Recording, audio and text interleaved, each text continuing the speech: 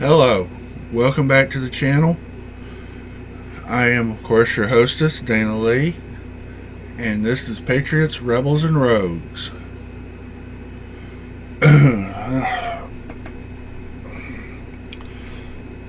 I would Today I would like to talk about paganism a little bit. I've been watching a lot of podcasts on YouTubes and stuff, and it seems like a lot of people have wrong ideas.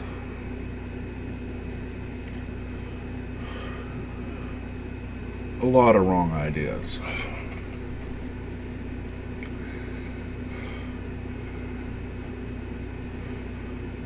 So I'm going to talk about my journey into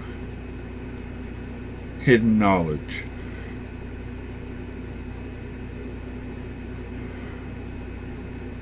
Otherwise known as the occult.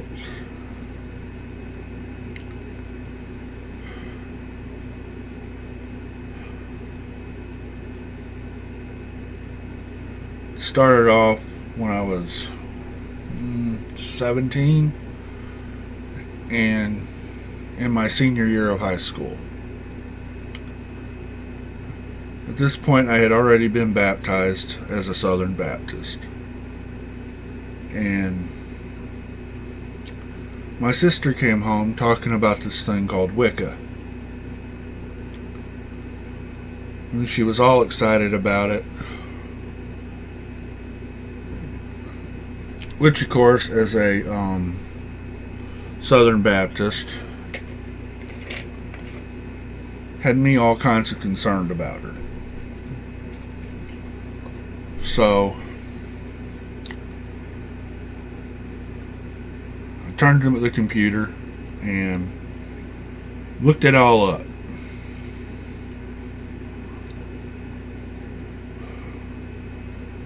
Typed in those crazy little words, what is Wicca?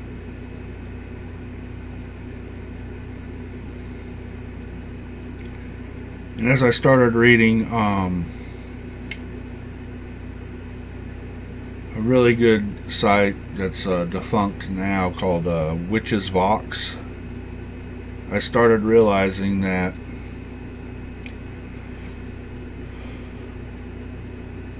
it wasn't anything sinister.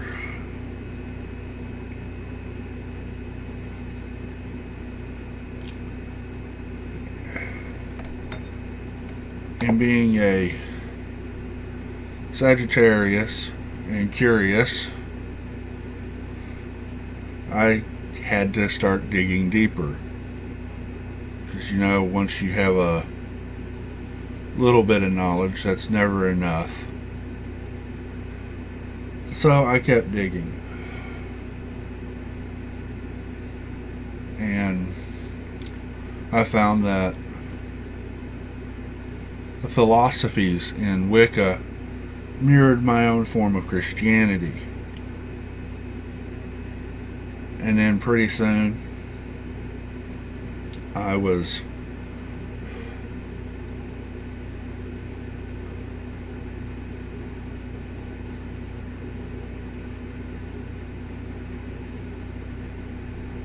a little bit enamored with it, you might say. So I started buying books.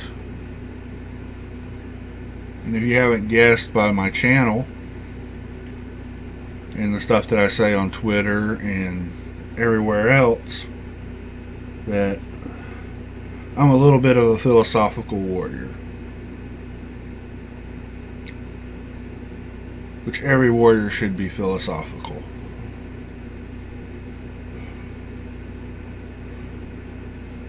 It's kind of the Scottish tradition. Warrior, philosopher, poet.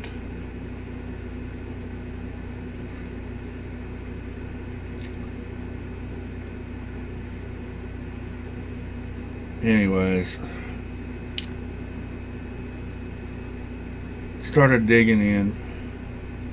I'd already had a affinity for the goddess Athena and Artemis. Don't ask me why. It was just something that was there.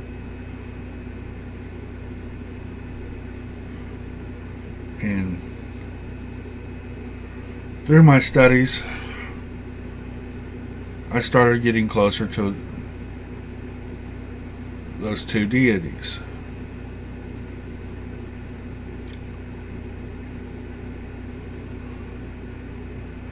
To the point where I started having waking experiences. Some people would call it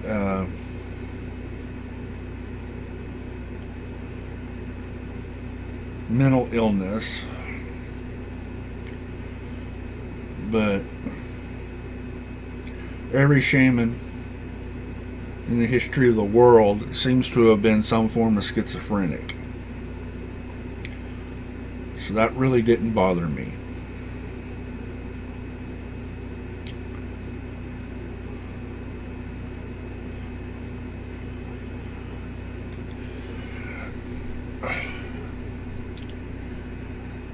And yes, I have delved into shamanism, animism, stoicism,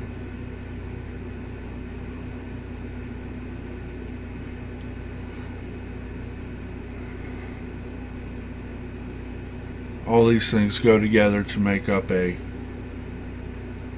pagan worldview that seems to actually be a little bit more healthy than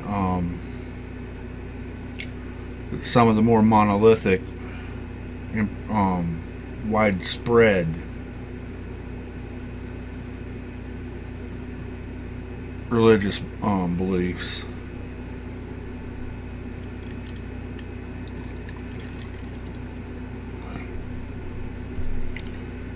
Anyways, I get to a point where I have enough book learning. It's time to talk to other people that hold similar viewpoints. So again, I turn to my computer and I kick up Yahoo, and I go into the Yahoo chat.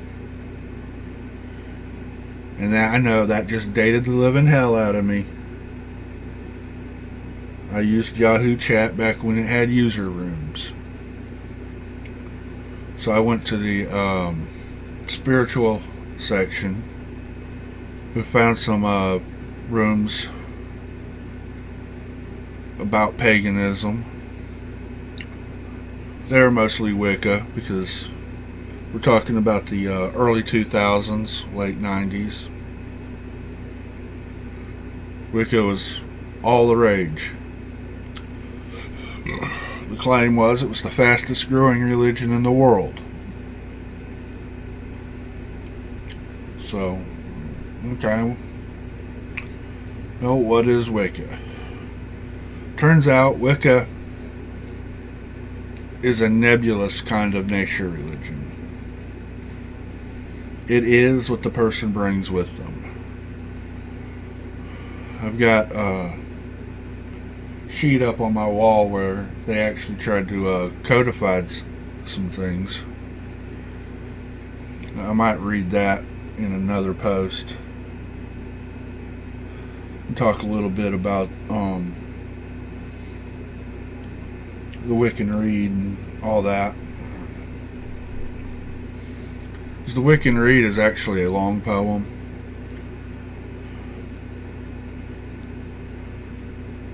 Everybody focuses on the last line of the poem. And if it harm none, do as ye wilt.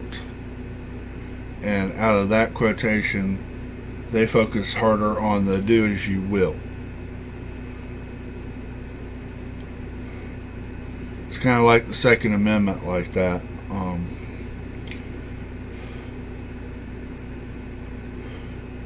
People want to focus more on the first half rather than the shall not be infringed part.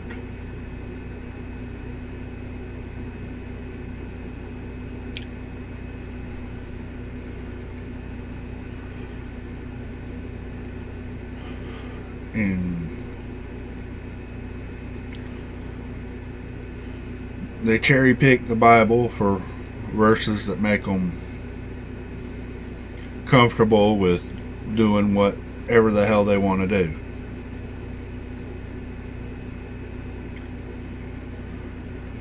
Or browbeat people in the moment. So, whatever.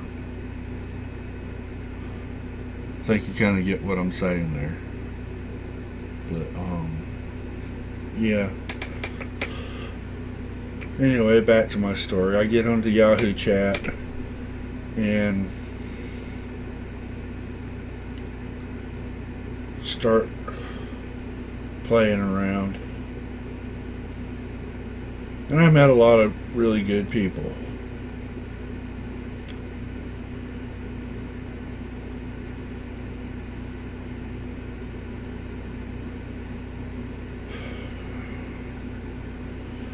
Met my ex-fiance.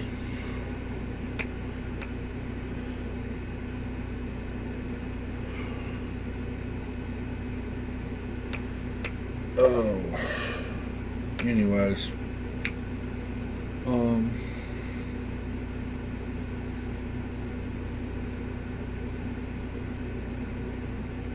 The thing about paganism, I have found, is it's more of a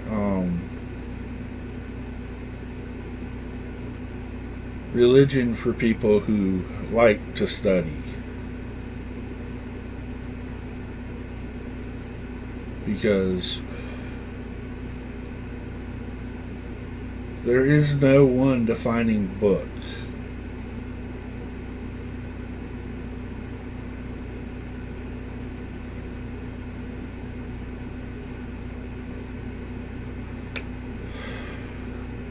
There's a lot of books out there.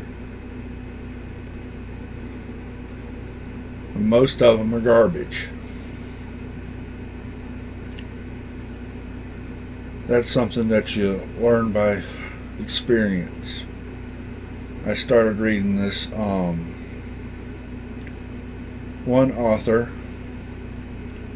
Her name was Ravenclaw, Raven something, and all her stuff was just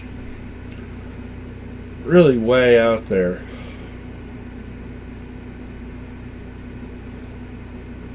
I mean, she talks about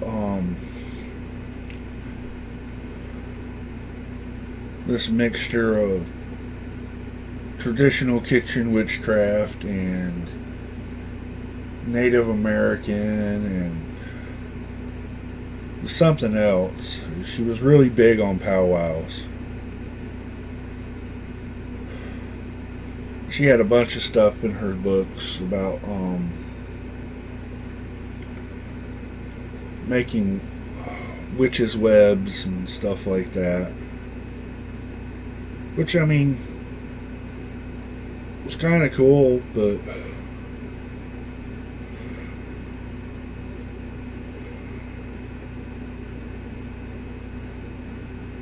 when you understand that the Dreamcatcher was created to sell to tourists,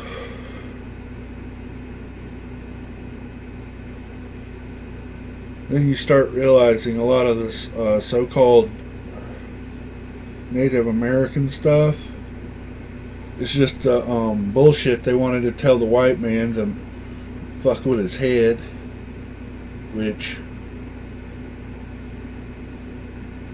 is hilarious. I swear to God.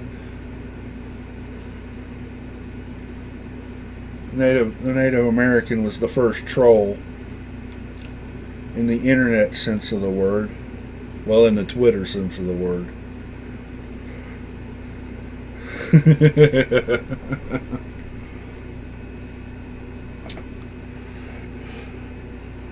But yeah.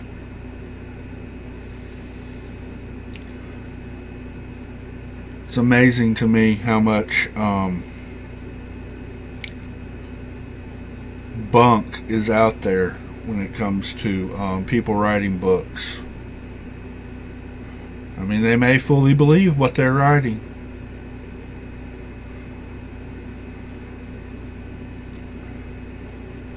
But if you take the concept of magic as science that we don't understand, and understand that physics is a discipline in magic, and mathematics comes from the god math, then you start understanding that the world that we have built with all this technology is truly a world of magic.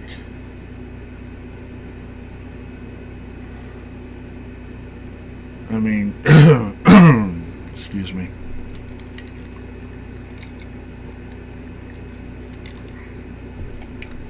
Don't you love grass pollen season?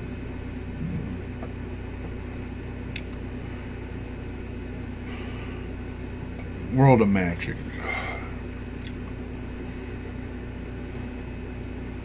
Point's been brought up a lot, but even some of our more basic technologies that we take for granted today, if you take them back just a few decades, it's like, holy shit. I mean, I got my cell phone in my hand right now, and this little thin illuminated tablet thingy has more computing power than the entire space program that put the United States on the moon. I use it to play video games and to talk to people online. I mean, just think about that. I am frivolously wasting more computer power than it took serious men to put a man on the moon.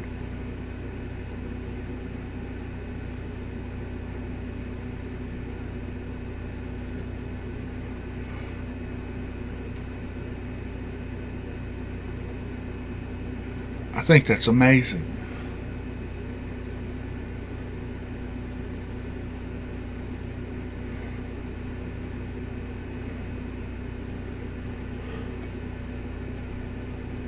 We talk about how magic isn't real, but everything we do in modern life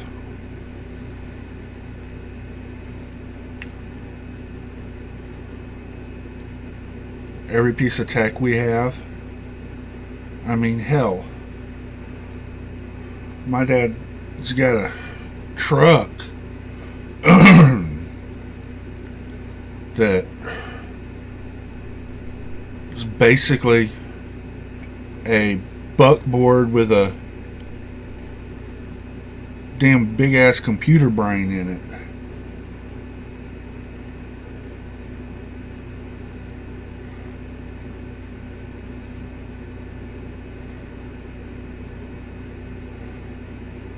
I don't think people are actually stopping to notice that the world is so full of magic. There's so much to explore and understand. And that's the heart of paganism right there. People talk about the Norse Vikings being pirates, and they only left home for plunder. That's not why they left home.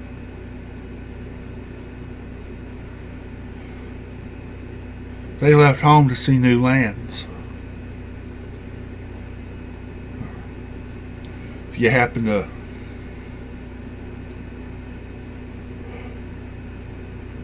plunder a village or two along the way, okay, well, that's just being a Viking. They were looking for something.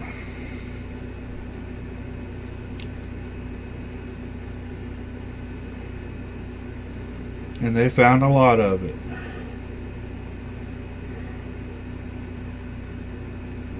Returning Vikings had stories of North America, Iceland,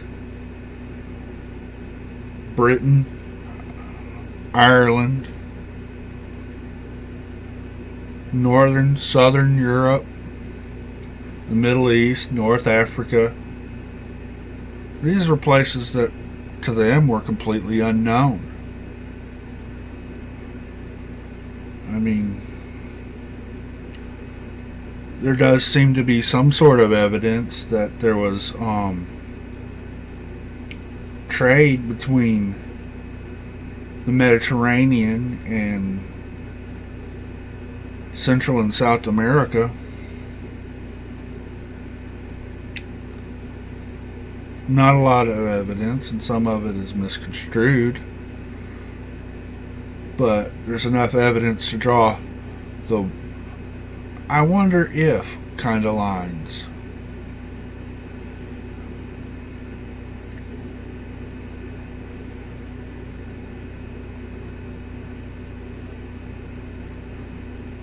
I mean, yes, the pyramid is probably one of the most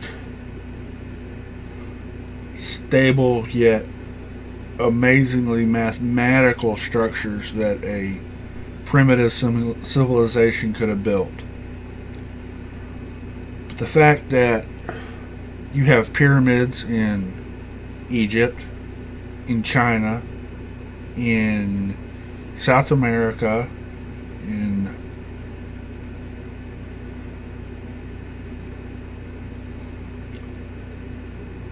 Central America, not quite sure where to class Mexico anymore. It's kind of North America, but it's kind of Central America. In our geography books, it was classed as Central America.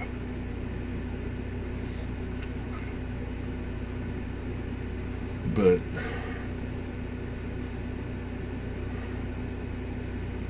you have these remarkable stone pyramids all over the place. In the continental United States, on the East Coast, you have mounds.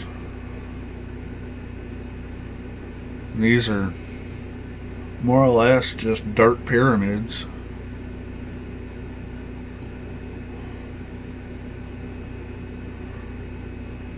There's some very interesting structures in and of themselves. And you're probably wondering, what's this got to do with my journey into paganism? My love of archaeology and anthropology. That was another part of my psyche that got drawn into the label of pagan, because my version of paganism is very intellectual.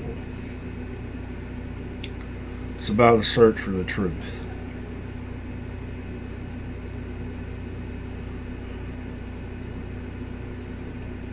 And it did start with reading the Bible.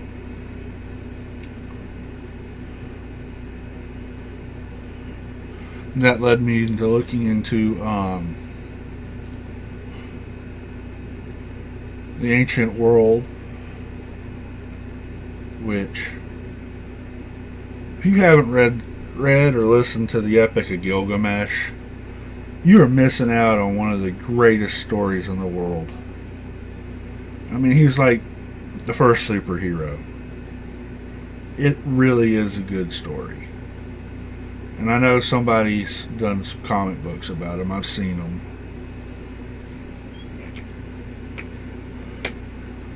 But yeah.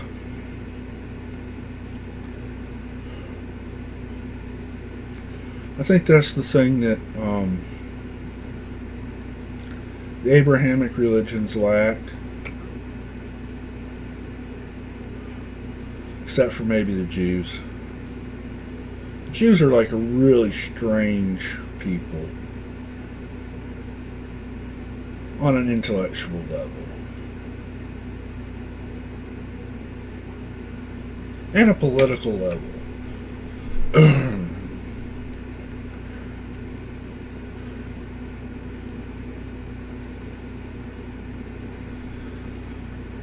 But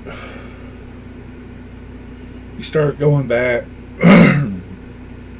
excuse me again, and looking at the gods,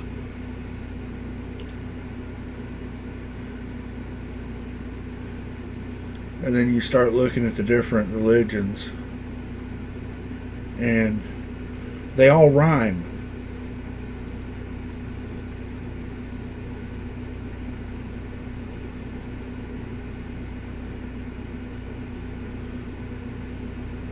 I mean, we have to come down to what's the purpose of a religion? A lot of people are going to say control, but no, that's not really it.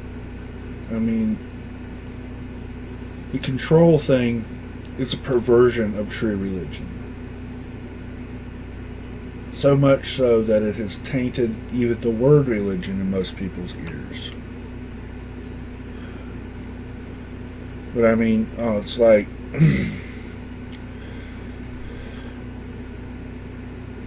not killing people. That is a basic tenet of every religion in the entire world. Do not kill other people that are of our religion.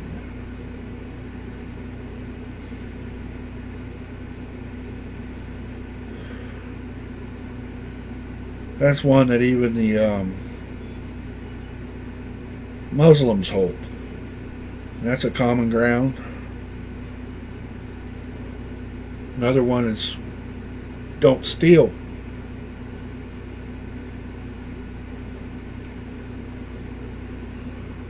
There's a lot of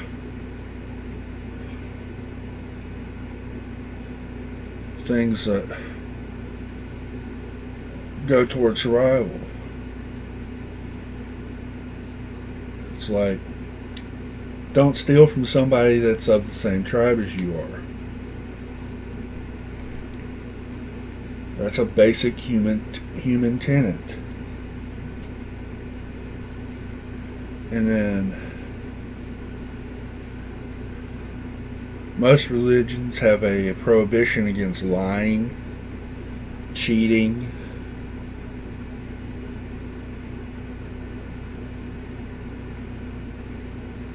and being unjust.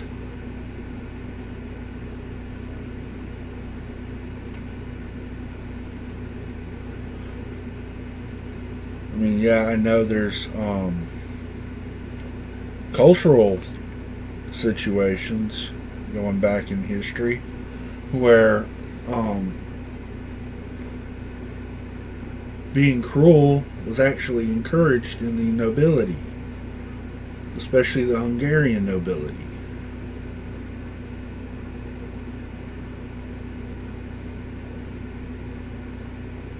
They even took that so far as to it was something that they were proud of.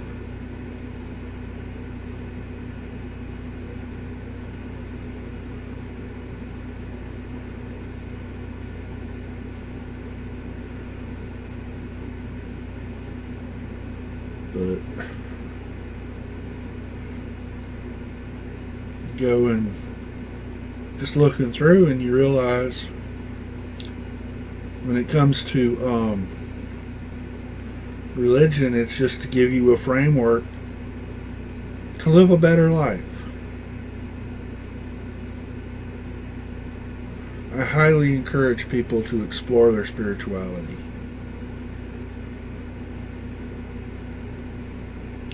And there are a lot of ways to do it.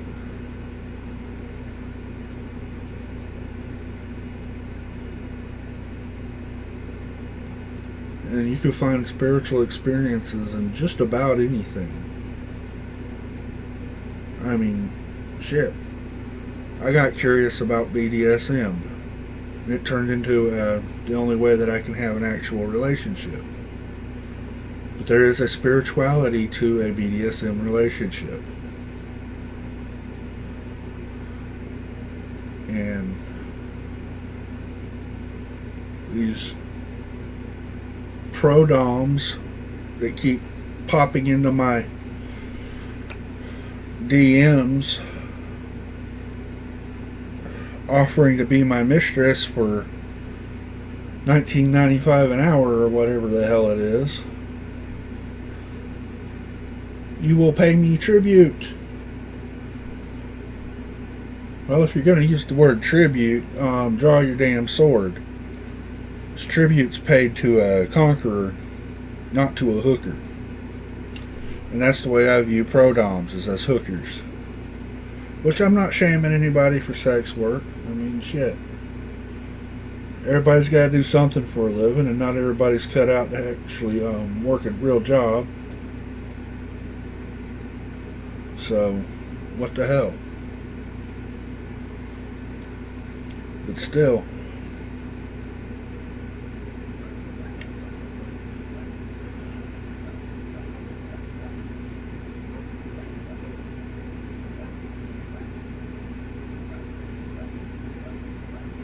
there's a lot of people perverting a lot of things that bring sense of spirit. Ride by the mega churches down in suburbia. Oh my God, that hurts my head.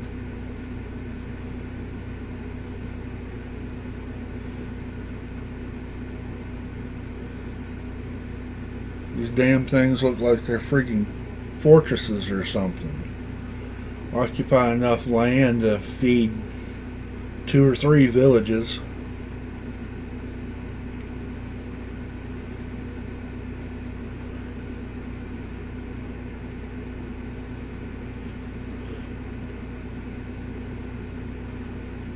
When to feel God, all you gotta do is walk out in the woods, go up in the mountains, swim in a river,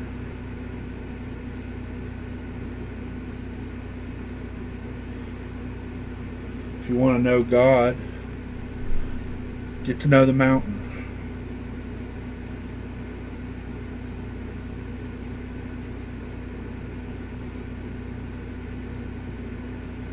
That's where I found him.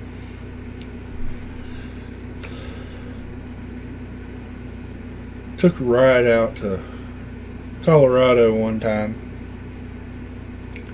We started out across Kansas. I was on a Greyhound bus. Oh my God, I will never forget it. I looked out and there was nothing for miles but just flat land. It's like looking out across the ocean. Made my stomach flip over. I am probably the only person I have ever heard of who gets sick on flat land.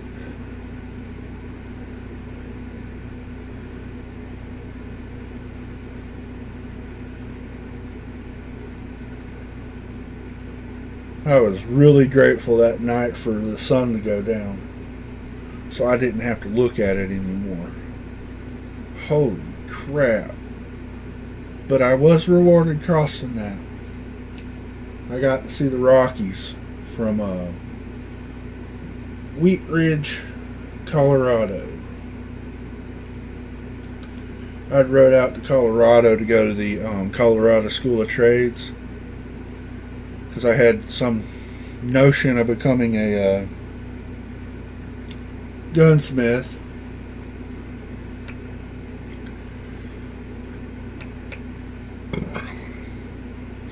Universe might be a different place if I'd actually got into the course, but I mean, I give it a week and they had my funding, my grants and stuff, all kinds of screwed up. And if you're smart about going to school, you will not wind up with debt. You got the Pell Grant, and that's enough to get a 2-year associate's degree. After that,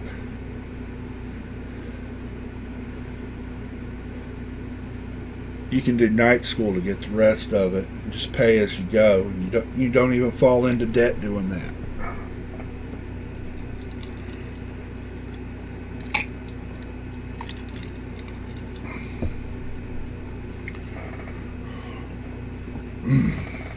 But education, that's another avenue that I find spiritual that nobody else seems to.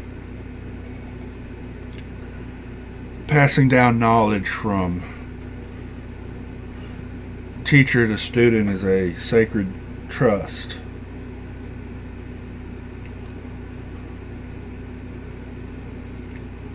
So imagine my feelings about current levels of indoctrination going on in public schools, because they're not even passing on information anymore. When the kids can't even get a simple math problem correct, the teacher has failed.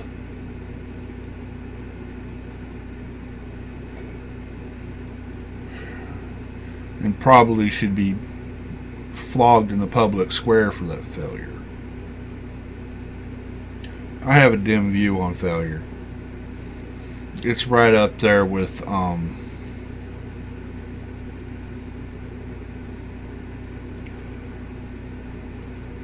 murdering family members.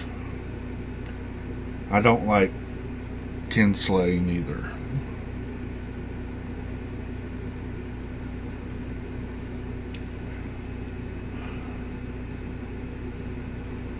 Can you guess what region of the world my values come from?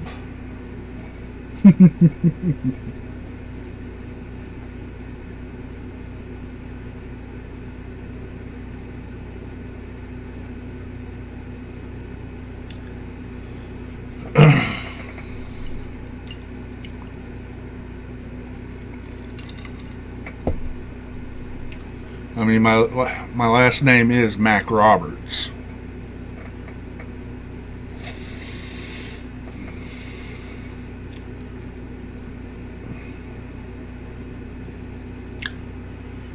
The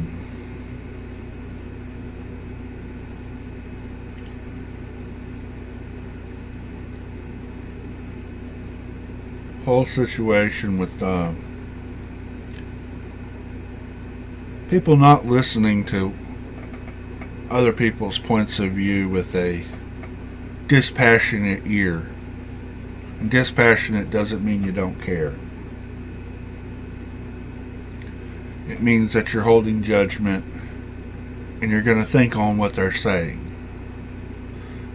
It's actually one of the principles that makes a good leader. It's the ability to listen without passion.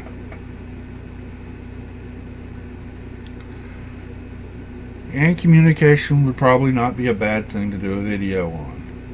I mean, don't know who would want to listen to me talk about talking, talk about listening, but I might do that. I've got a lot of resource material to do a communications kind of class. Excuse me. Anyways,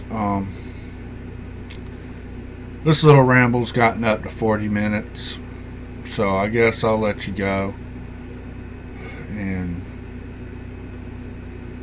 I will talk to you next time.